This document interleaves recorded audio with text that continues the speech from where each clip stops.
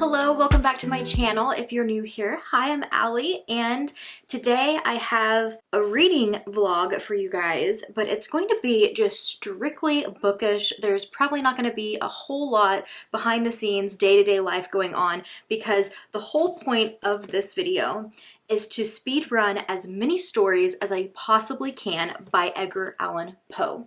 I am thinking about turning this into a series, a 3 or 4 part series, because let me tell you, I posted this video and I fell down my Edgar Allan Poe rabbit hole and absolutely loved every minute of it. And could it possibly be why I went through a 2-month reading rut and depression?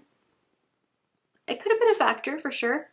And then this summer I picked up some more of his work for some readathons and some other, little things, like the 24-hour horror-a-thon, the full moon readathon. There was a Raven prompt, so I did my whole Raven video, so you can check that out. I've read a lot from Edgar Allan Poe this year.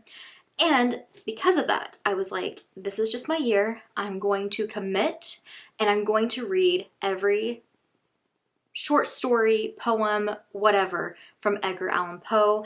I have checked out 2 different collections at this point from my library, working on them. It's a lot. I do hope to own my own copy. I'm browsing right now. I'm looking, I'm trying to figure out what one I want, what cover I like. I do think I like this one more than the last one, and this one actually has a few more stories in it than the last one. I think this covers the whole basis of all of his work. I also have been keeping track of all of the books that I have read from him on my iPad, as well as what I still need to read to be able to complete my entire Edgar Allan Poe TBR to read all of his work. That being said, this could be a 3, a 4 part series, but for today's video, we are sticking to horror. So that's what we're doing for this video.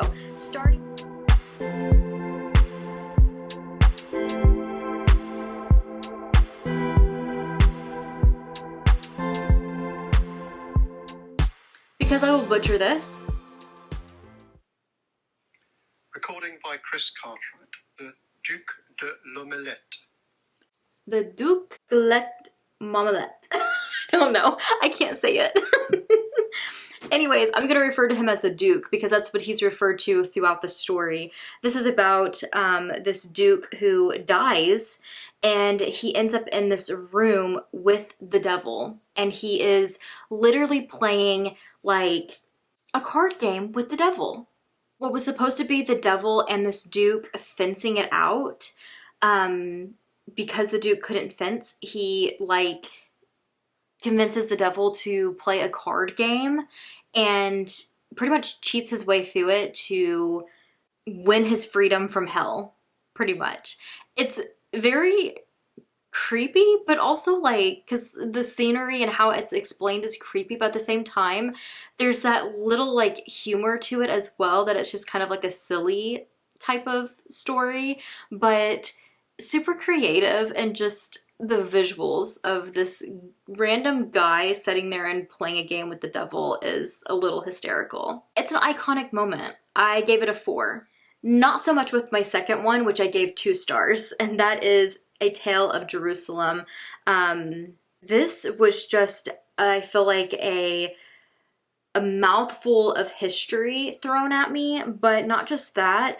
I had a really hard time following it. I was bored most of the time as well, but I also, while listening to it, was sensing or listening and hearing some things that I wasn't quite liking, and it got me to start researching into it. I found this review, so shout out to Louis the Mustache on Goodreads, but they said, it is my personal opinion that this is one of those stories that contributed to Poe's reputation as not a nice guy. Just as a for instance, recognize the backdrop of this story being amid the Jewish community and what a gift of a living pig might mean to this community. Then you might be able to recognize that this is a story told to a primarily Christian readership as a joke, with a just kidding type of like agenda to it. So pretty much it's like he's insulting Jewish people with this story, and it just kind of rubbed me the wrong way too. And that's all I really want to say about it. Honestly, I think I just talked myself into a 1 star for this one because I don't think it had any redeeming qualities. The next one, however, is Loss of Breath. This one is about a man and woman who are recently married, and they get into a heated argument, and the guy loses his mind and like starts like screaming the top of his lungs at her, insults and names, all kinds of things. And he like doing this, he loses his breath, and then it spirals into the horror aspects, which Edgar Allan Poe is so good at, just really creeping you out and really taking a horror story and really making it go there. I found this one a lot more interesting. The darker horror elements of it reminded me a lot more of his work that I do personally really love, like The Black Cat and The Telltale Heart, and just kind of having those gory bits and like full-on terror horror. I think I would land at a 4 with this one. Which leads me to my last one, which was Bon Bon, which is kind of more of a humor, satire read. I say that, but it's still dark, because Bon Bon is I think like a culinary like chef. Bon Bon is a French chef who finds himself discussing philosophy with the devil. Another devil story. I don't know how I ended up with 2 devil stories from Edgar Allan Poe. And one time I sat down this week to read from him. The devil talks to him about like eating souls and how like he's eaten souls of other like philosophers, and this like is really interesting to this chef Bon Bon who wants to know all about their lives. So like he tells them all about it, and I feel like it's easy, besides the soul eating part, it's easy to like put the devil stuff aside and just think it's 2 people sitting there talking to each other when he's like talking about stories and stuff, because they're both like so inspired by these stories and they are pretty interesting. I feel like this one does remind me of the first one I mentioned, just because it kind of has that little bit of a silly humor to it while also including the devil and having those darker elements to it. But it's a kind of like a isolated setting where it's just these 2 people, well, a person and the devil, having a conversation. And it's just, I think it's everything that I needed. I think I'm landing at a 3 for that one. Since I've left you guys, I have been able to read 4 more of his stories. It's been a busy end of the year. It's currently December, and I fit in these 4 stories in November and then forgot to check in with you because this video I'm putting off until January around his birthday. So let's just say it's kind of taken the back burner. And my goal for reading all of Edgar Allan Poe for the end or before the end of 2024 is just not going to happen, unfortunately. I was like tallying up how many books of his I still have to get to. It's not going to happen. And this is probably going to be a 3-part series now that I'm looking at it. And I'm hoping to fit it all in with that. But if not, my new goal is to finish all of his stories in 2025, because I think this 3-part series, plus maybe like throwing in one at like a 24-hour horror-a-thon or a couple in, and then maybe just a couple more spread out in other videos, I'll be able to do it for sure in 2025. So I'm just trying not to put any more pressure on myself to like complete something at like the very end of the year. The next story I finished was the Assignation, and this one I landed at 3 stars with. This story takes place in Venice, and a young boy falls into the water and then is then rescued by this just random stranger who jumps in and saves him. But the next day, I believe, this random stranger, heroic stranger, is picked up by one of the men who were riding and like, what is the word? Sailing the gondola let's just say the guy in the gondola is nosy and wants to visit this young man and ask him questions, and then it leads into this conversation about the beauty of art and goes from there. There is kind of like this weird, eerie feeling to it, and also knowing it's Edgar Allan Poe, so it's going to probably be morbid. But overall, it was just kind of more of a boring one for me. Still had a little bit of interesting bits. So I did still land at a 3. I feel like most of his work I can land at a solid 3 with, depending on like the boring level of them, or like if I'm really invested in where the story is going.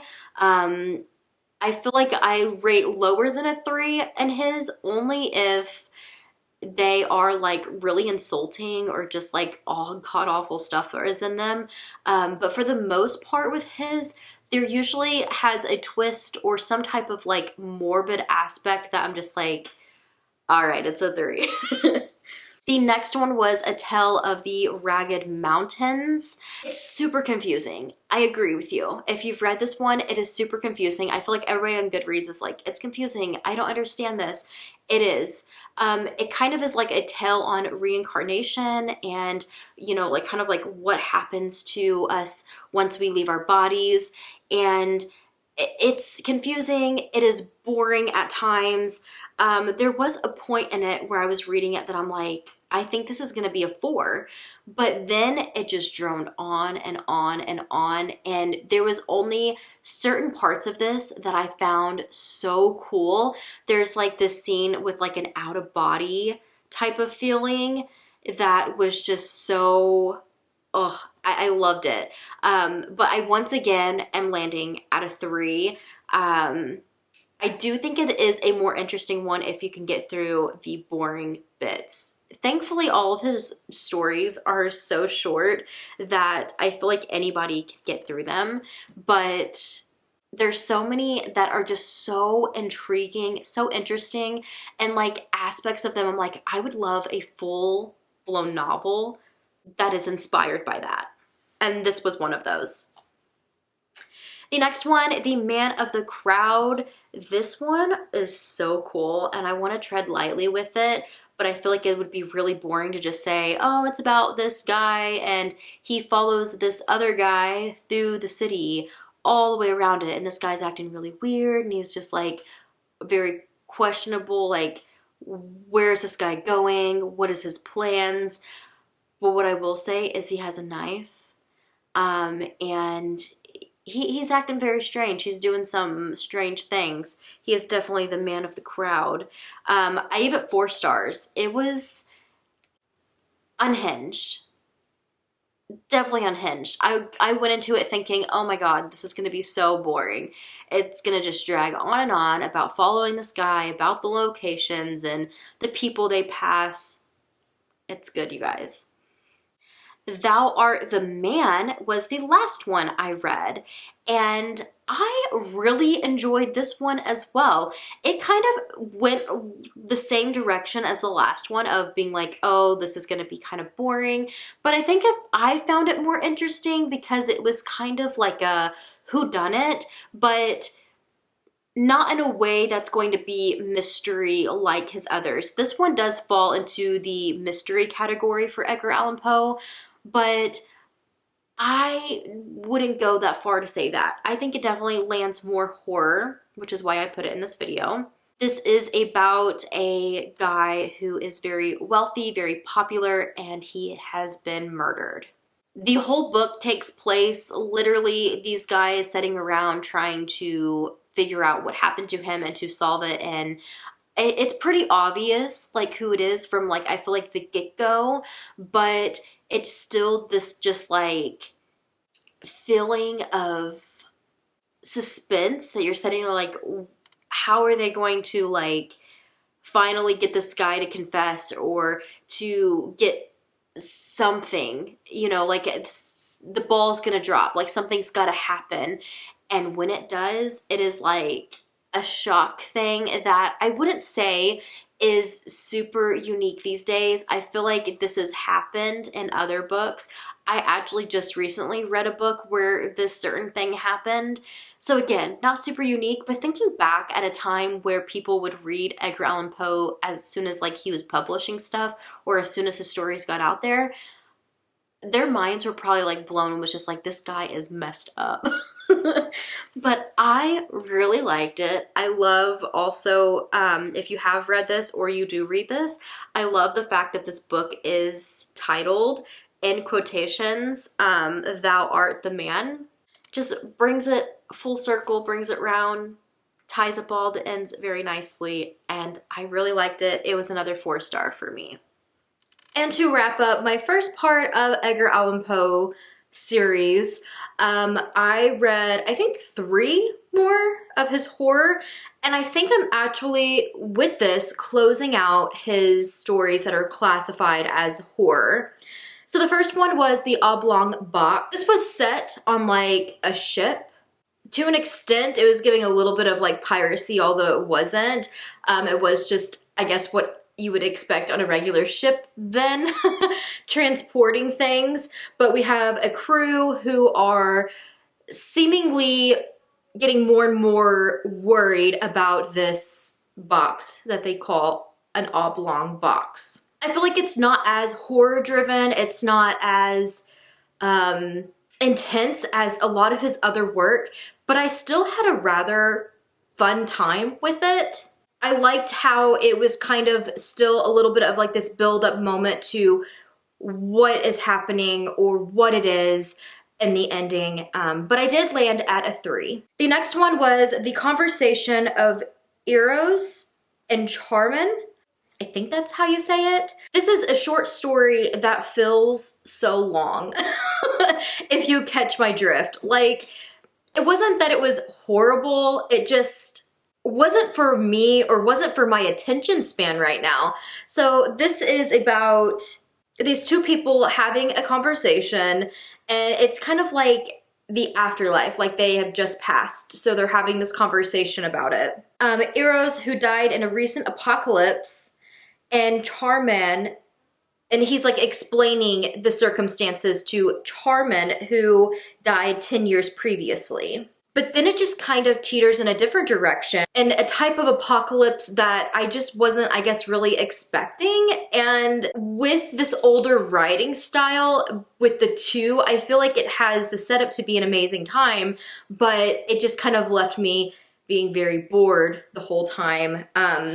So I don't think I would land at a 2 with it, although I feel like it would be a very low 3.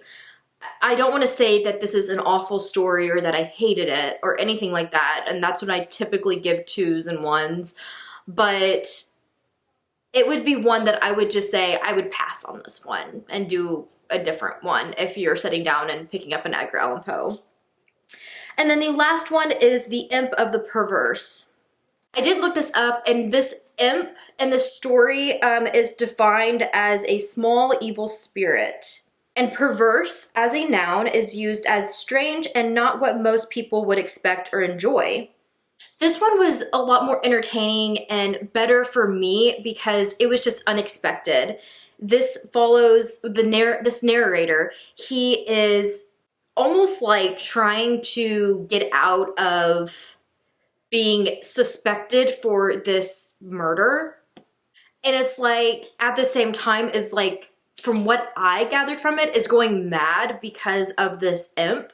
And he has like these motives that would put him as the murderer because he is to inherit this estate. It's another one of his that is just a character spiraling into insanity and ultimately what might ruin him. And I rather enjoyed it. I landed at a 4-star. And that wraps my horror journey with Edgar Allan Poe. I did manage to fit in a couple during my winter ween video. I will be back within the next couple months because I am spreading it out a little bit because I'm hoping by not only the end of this journey, this 3-part video, that I will in fact have completed all of Edgar Allan Poe's, but also I'm gonna be working on a project, you guys. So I wanted to have some type of like Edgar Allan Poe project for this whole reading journey. And since I had to extend it, I thought it would be really cool to take it along with me in this video series. So this is the design. It is from Witchy Stitcher, who I absolutely love. I did get it off their Etsy shop and it just looks so cool. There is going to be some challenges here with this because although I know my cross stitching and I do a lot of cross stitching, I am doing it for the first time on like regular fabric versus Aida. So I'm really nervous about that. If you see this and you have any tips, please let me know. It's also going to be rather special because I've mentioned this before, but the beginning of last year, my great grandma passed away, and when she did, I got not only a bunch of her yarn and fabric and stuff like that, I completed some of the blankets she had started. So many special pieces that I now have. The said fabric that I have, I took some of it and for example, I had this piece of just blue fabric that I thought would be perfect base material to cross stitch on.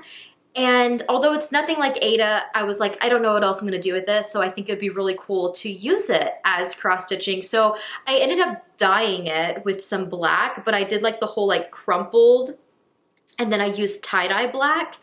And it turned out so cool. It's kind of like this splotchy black and blue tie-dye effect. And I'm just so excited to use it for this project. I think it's gonna really pull in those like cool tone, just gothic vibes for Edgar Allan Poe. So yeah, I wanted to show you guys the project I'm going to be starting. I know this video wasn't as exciting because it is just Edgar Allan Poe reviews, although if you go on your Edgar Allan Poe journey and you want to know which ones to read and maybe which ones not to read, hopefully this has helped. But yeah, stay tuned, subscribe, and more will be coming, and they'll be a little bit more entertaining because I'll be doing this project while finishing out his work, and I'm super excited for it because the rest that I have is satire or a little bit more like whimsical fantasy, so I'm a little nervous. There's so many of them that I'm just going to go back to back with in the next parts that I knew I needed some type of project. So I'm going to be doing this one, and I'm gonna go ahead and start on it as I start reading the next work for the upcoming videos. So you guys will be able to see the progress I've made since wrapping up this video and starting that one. But thank you so much for watching. Today's comment, let me know your favorite Edgar Allan Poe story. Maybe your favorite satire Edgar Allan Poe story, because that is coming next. Thank you for watching, and I'll see you in my next video.